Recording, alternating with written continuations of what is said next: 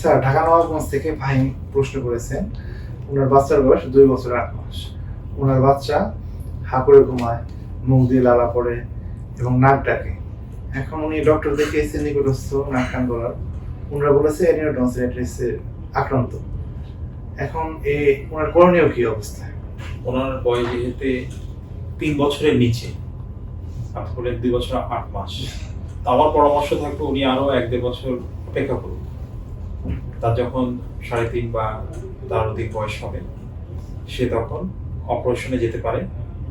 অপারেশনে গেলে যেটা হবে যে তার এখন যে সমস্যাগুলো আছে, যে হা করে ঘুমাচ্ছে, গলা ব্যথা, ঘন ঘন জ্বর আসতেছে, তারপরে আরো বিভিন্ন তার প্রবলেম থাকে, যেমন তার গ্রোথ ডেভেলপমেন্ট হয় না, তার ব্রেন ডেভেলপমেন্টে হ্যাম্পার হয়, যেহেতু সে ঠিকমতো অক্সিজেন পায় না।